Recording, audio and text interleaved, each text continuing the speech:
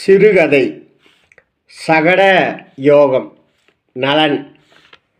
என்னோடு சண்டைக்கு வா, மோதி பார்த்து விடலாம் என்பதைப் போல வெயிலால் மனம் வெந்து கொண்டிருப்பதை உணர்ந்தார் சுந்தரேசன். பணமுடை வேறு, வரவேண்டிய சம்பள பாக்கியும் வந்தபாடில்லை. அதை புரிந்து கொள்ளாத சக தருமணியும் முகம் கோணி கொண்டாள். இந்த நேரத்தில்தான் எப்பொழுதும் வேடிக்கையாக பேசும் வெள்ளைச்சாமி அதே நினைப்பில் பேசிவிட்டார். உனக்கென்னப்பா வாழுற, நீ ராஜா வீட்டு கண்ணுக்குட்டி என்று வழக்கம்போல் சொல்வதை தான் அந்த தடவையும் சொல்லிவிட்டார். அதுவரை சேர்த்து வைத்து குப்புறப்படுத்து கிடந்த ஒட்டுமொத்த கோபங்களும் எழுந்து அவர் நிதானத்தை இழக்கச் செய்து கண்ணா பின்னா என்று தடித்த வார்த்தைகளால் பேச வைத்துவிட்டது. உண்மையில் வெள்ளைச்சாமி ஏதோ நெருப்பின் மீது கால் வைத்தது போல உணர்ச்சிகள் கூடி திடுக்கிட்டு கொஞ்சம் தள்ளியே நின்று கொண்டு பதிலுக்கு என்ன பேசுவது என்று தெரியாமல் தன் ஆழ்ந்த அனுதாபத்தை வழங்குவதைப் போல மௌனத்தை மட்டுமே கடைபிடித்தார். இல்லையேல் கை கலகலப்பு கூட உருவாகியிருக்கும். சினம் தணிந்து அடுத்த நாளில்தான் சுய புத்தி வந்ததைப் போல, வெள்ளைச்சாமி அண்ணா, என்னை மன்னிச்சிடுங்க என்று தனக்குள் 3 முறை சொல்லி கொண்டார்.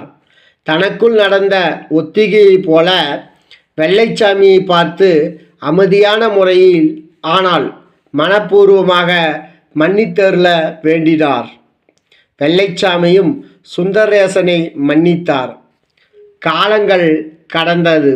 இப்பொழுது எல்லாம் வெள்ளைச்சாமி யாரிடமும் மறந்தும் கூட உனக்கு என்னப்பா ராஜா வீட்டு கண்ணுக்குட்டி மாதிரி என்ற வசனத்தை ஒப்புவிப்பதில்லை. இன்றைக்கு மழை வருமா வராதா என்று வானிலை பற்றிய பொதுவான விசாரிப்பில் பேச்சுகளை விரயம் செய்து நேரத்தை சேமித்து கொண்டு தான் உண்டு தன் வேலை உண்டு என்று அவசர கதியாய் கிளம்பி விடுவார். சுந்தரேசன் நல்ல தன்மையாளர்தான்.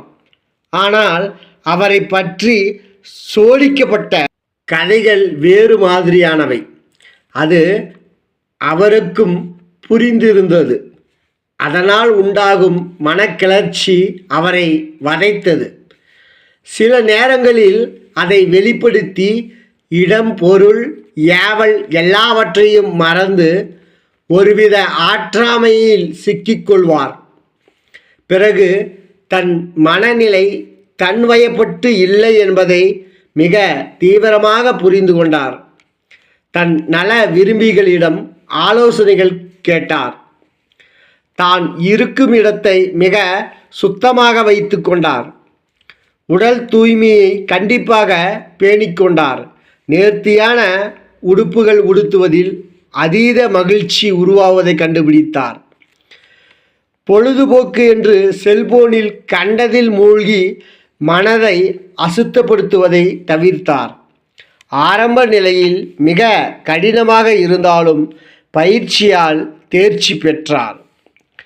இப்பொழுதும் அவரை குறை குற்றம் சொல்பவர்கள் நிறைய உண்டு. ஆனால் அவர்கள் உருவாக்கும் சொற்போர் அலைக்கு சக்தி இல்லாமல் போனது. சுந்தரேசனின் மன வலிமையே வென்றது. சுந்தரேசனின் வாழ்க்கையில் ஏற்ற இறக்கங்கள் இல்லாமல் இல்லை. ஆனால் மன தளர்ச்சிக்கு தன்னை உட்புகுத்தி கொள்வதில்லை. மற்றவர்கள் ஏவிவிடும் எண்ணங்களுக்கும் ஆட்படுவதில்லை. தனக்கான உலகத்தை உருவாக்க பழகினார். வெற்றியும் கண்டார். இப்பொழுது வெள்ளைச்சாமி கேட்கிறார், எப்படிப்பா இருக்க? எனக்கென்ன, எப்பொழுதும் ராஜா வீட்டு கண்ணுக்குட்டி தான். அப்பொழுது வீட்டில் பாத்திரங்கள் நங் என்று கீழே விழுந்து உருளும் சத்தம்.